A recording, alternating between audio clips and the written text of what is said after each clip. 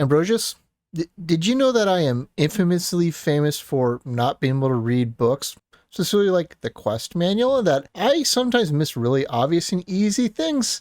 And are you excited to be talking about logistics today? Because I learned some things. So let's get to this, Ambrosius. Let's show everybody what we've learned.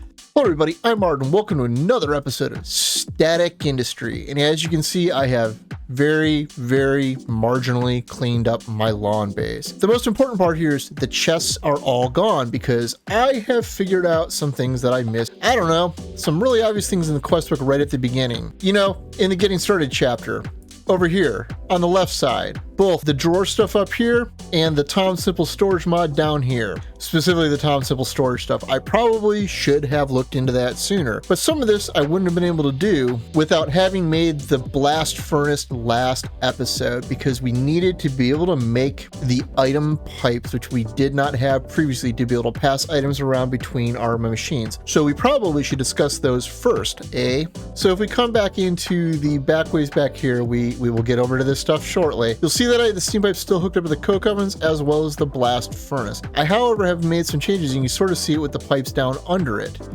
If we come into this nook that I have under it, you see that there's this mess of item pipes under it. Now, there's a couple important things to note here. It starts with these item hatches right here, because they can only output to a single side, but you can change what side it is outputting to. By shift right clicking it with your wrench, you see that it now points that way. So what I did was I just rotated them to point down, so they're inputting and outputting out of the bottom, and they're going into the exact same item pipe that comes into this drawer access point, which acts like the drawer controller from the storage drawer mods from way back, except more without the controller. It mostly just allows it to access the contents of all the drawers, and they can access the drawers because there's these drawer connectors, which are like the trim from it, that are running throughout the edges of all of my inventories in the outer edge here. So this feeds coal and coke up into the coke ovens.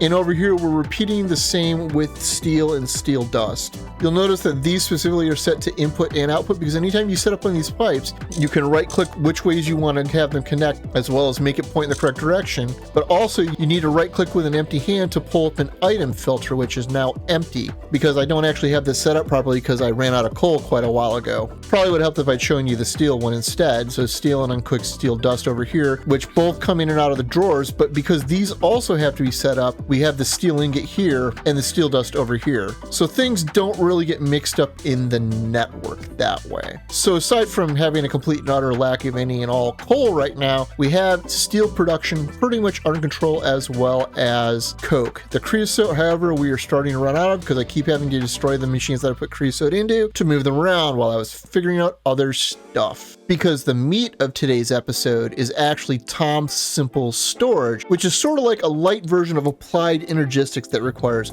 absolutely no power, but it can't do any real auto crafting. But I did find a way to make it do passive crafting, but we'll get to that in a little bit. But first, we should discuss the basics. The core block that you need is the inventory connector, which is sort of like the ME controller for an applied energistics 2 setup. This is the one that controls the whole network. From here, anything that is considered to be an inventory, which is chests and drawers and barrels and all sorts of other inventory items, will automatically connect to it as long as they're touching each other. So all of these are connected. I can go into this crafting terminal and get all of my inventory and craft it just like Applied Energistics 2. And this includes my drawers over here, because as you can see, I have the drawer connectors coming through here, as well as down here, dang it, into a drawer access point right here, which has something called an inventory cable connector connecting to it. And this links a remote chunk of inventory to your network via the inventory cable system, which is also running back there. And this lets us access all of our drawers because they're all connected via this. Now, I should note that this is a relatively compact mod overall, and it really doesn't include all that much. The main things I haven't mentioned is the storage terminal, which is the ME terminal, which, while it requires glowstone to make, and thankfully I had a piece from, I don't remember, treasure just eluded somewhere probably. And that can be upgraded into the crafting terminal, which, well, requires a bunch of diamonds, which thankfully I had a chunk of them already from needing to make the other machines the other day. From there are other options like for these connectors that allow you to do things like filtering and brain, which lets you paint them, as well as like a proxy that lets you extend off of an inventory for remote access in case you need more faces or something, as well as wireless terminals, which are not quite as good as the AE2 ones, but are fairly decent. That said, it requires me burning ender pearls and more glowstone, which I don't quite want to do right now. And where did you come from, Mr. Firefly? That must mean it's nighttime. Listen, I haven't seen a creeper here in a while, but I don't want to take chances, okay? Okay? But what I was trying to say is there's the most important piece, however, for me, is the fact that it has a level emitter. And as long as you have some redstone, these are actually really cheap to make. And if you are unfamiliar with what a level emitter does, it's a piece of equipment that, based on a given inventory condition, can emit a redstone signal, okay? And this condition can be like, say, over here, I want it to emit a redstone signal when I have 32 copper rings, or something along those lines. Well, good news, because this is exactly what lets us do passive automation for modern industrialization, which thankfully it's a little clunky, but it does work because modern industrialization machines don't actually have redstone controls. There's been an open ticket for quite a while for them to add it, and it still doesn't exist. So you need another way to stop the machines from running when they don't have things you want to make in it. But I also set myself the additional challenge because I was talking to a friend of mine, another YouTube creator, RelatableGaming, which I highly recommend checking his channel out. He's actually doing another Statech industry run himself. He's a little further than I am.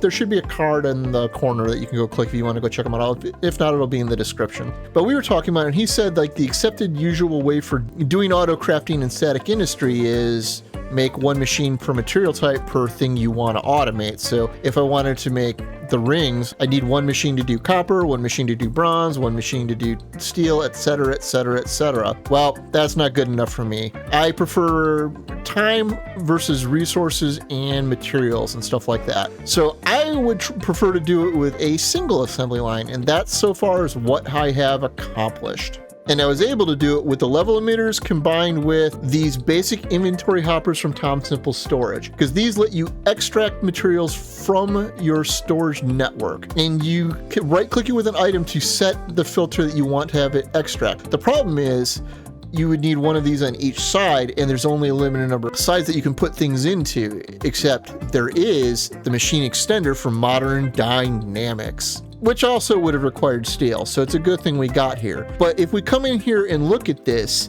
you can see that it mentions if you're using the Modern Dynamics pipes, you might want to use it for this purpose. Except I wanted to use it with the Tom Simple Storage stuff, and turns out it does actually work. So I have 3 of these set up, one for bronze, one for copper, and one for steel.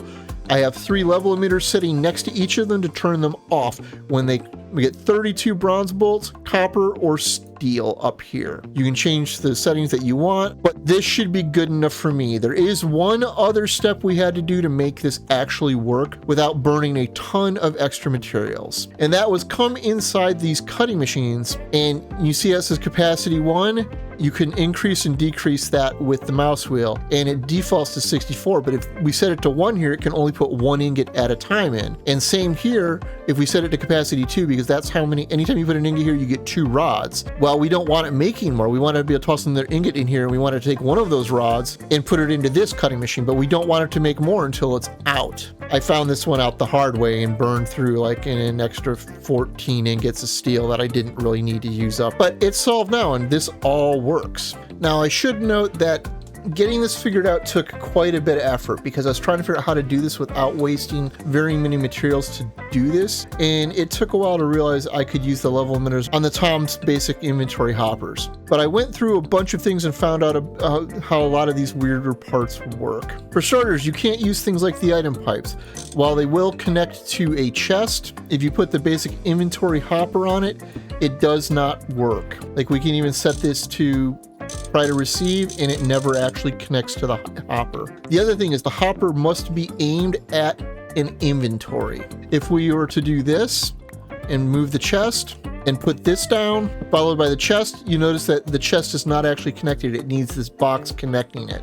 If we pick this back up and then instead connect it to the chest, you can see that it is now actually connected. I also learned that the Tech Reborn storage buffer does not work like the jerk that I thought it was. Because if you look at its entry right here, it makes it sound like it can only hold a single item, hold only one item. But if you put this down and actually take a look at it, this is an input buffer that will hold up to 64 of that item. You, sir, can just get right out.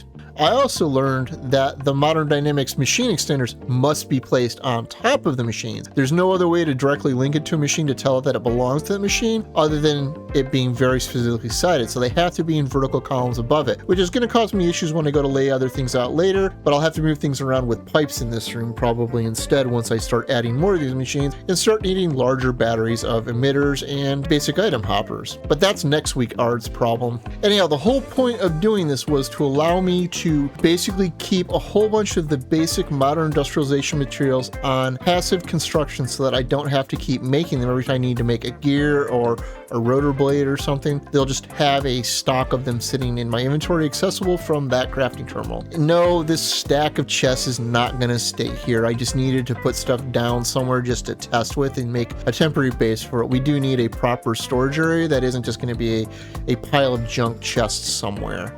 It's totally going to be a chest somewhere. Anyhow, now that we have done the progression portion of this episode, I think we should just go collect all our rewards and see what sort of junk we get. Hooray! A whole bunch of maybe not junk? You know what? This actually looks like a giant pile of actually some decent stuff for a change. I'm actually moderately surprised. I mean, some of it was free item pipes, which I'm never going to complain about, because then I didn't have to actually make or spend steel, which I'll almost certainly have an infinite amount of later. But we've got things like the snorkel, which seems really nice, and a steel chest plate, which is only marginally better than the iron one, and I would need steel to repair it. This, however, I have no idea what it was, except it's apparently used for the... Oh, you know what? This, too, was part of the quest book that I ignored. It's right here. I just need to make an XP storage system at some point. You know, I probably should do that before I go to the Nether, except I'm going to go to the Nether right now because we need glowstone and nether quartz. So, you know, I don't actually have a diamond pickaxe, so I guess we're probably doing this the hard way. Although I might need more lava buckets. Oh, no, surprise, I've got some obsidian. We're good. On the off chance somebody's never seen this done the hard way without a diamond pickaxe before, you just drop lava into a surrounded area like this, and then turn it into obsidian with just water. And then you pillar up and repeat a few times until you've got the whole thing encased. All right, so I have no idea if anything in the Nether has been changed, but I guess let's go find out. Well, oh, this is, oh, the biomes you go. I forgot about that. So this is a changed Nether. But I'm not sure if it's going to matter too much. But I don't know if there's ores or anything here either. Although I am going to... Yeah, this looks like it's a great starting spot. Fantastic. And by great, I mean totally anything but, because I don't see any of the stuff I need. Oh, there's the nether quartz, so it's up above me? Okay. Oh, there is ore here. Well, that's interesting. You know what, this makes me wonder if the prospector's pick actually does anything. Oh! Interesting. I wonder if this has veins here or not. You know what, it has to, because this is an awful lot of nether quartz in one spot. That makes the gold kind of interesting. I wonder if it pops up with this stuff or something. Well, no, it says it's in gold veins, although it claims it's in the overworld, which seems like a lie. Oh, but it claims that it comes in pockets with ancient debris, too. Huh. Yeah, I guess we aren't exactly the right depth to have found it. Alright, looking at the map here, it looks like I couldn't have gotten a much more hostile start. There's just tons and tons of lava and verticality here.